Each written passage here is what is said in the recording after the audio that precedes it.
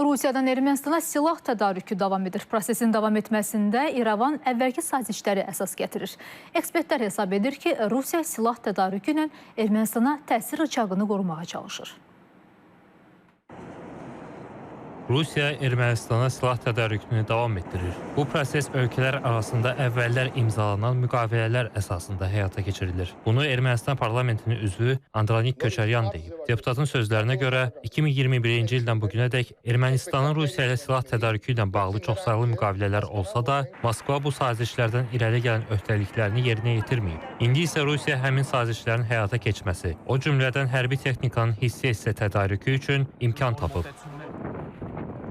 Rusiyanın Ermənistan silah bazarında monopoliya demək olar ki dağılır.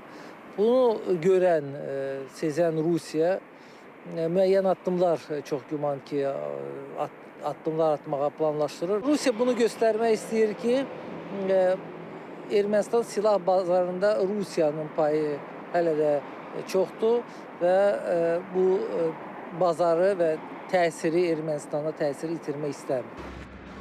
Ötən il Ermənistanın Joğavurt nəşri anonim mənbələrə istinadən həmin silahların Smerç reaktiv sistemləri olduğunu iddia edib. Lakin silahların adları indiyədək rəsmi açıqlanmayıb. Bu silahların hücum yoxsa müdafiə xarakterli olduğuna dair məlumat hələ ki yoxdur.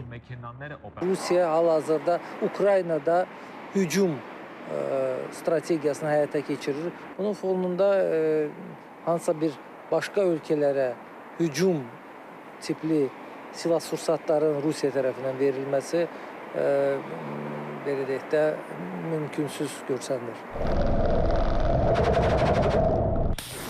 Hazırda Ukrayna ilə müharibə aparan Rusiyanın Ermənistana silah ixrac etməsi hansı zərurətdən irəli gəlir? Ekspertlər düşünür ki, dünyanın ən çox hərbi texnika ixracatçısı olan Moskva bu addımıyla sadəcə fərqli maraqlarını güdə bilər.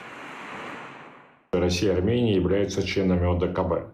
Rusiya ilə Ermənistan kollektiv təhlükəsizlik müqaviləsi təşkilatının üzvüdür. Rusiya sazişdən irəli gələn öhdəliklərini yerinə yetirir. Bundan başqa Rusiya hazırda Ermənistan uğrunda mübarizə aparır. O çox gözəl bilir ki, Ermənistan baş naziri Nikol Paşinyan Rusiyanı onun düşmənləri ilə, Fransa, Amerika Birləşmiş Ştatları, Avropa İttifaqı və NATO ilə əvəzləməyə çalışır. Paşinyan bunu çoxdan edə bilərdi. Lakin ona görə etmir ki, Ermənistan əhalisinin əksəriyyəti Rusiya yönümlüdür. Sadə Ermənistan vətəndaşı bilir ki, Rusiya hər zaman Ermənistanın xilaskarı olub. Rusiyanın və Rus xalqının Ermənistan və erməni xalqına göstərdiyi xeyirxahlığı dünyada heç kim göstərməyib. Сделала Россия, русский народ, Армении, армянам, не сделал в мире никто.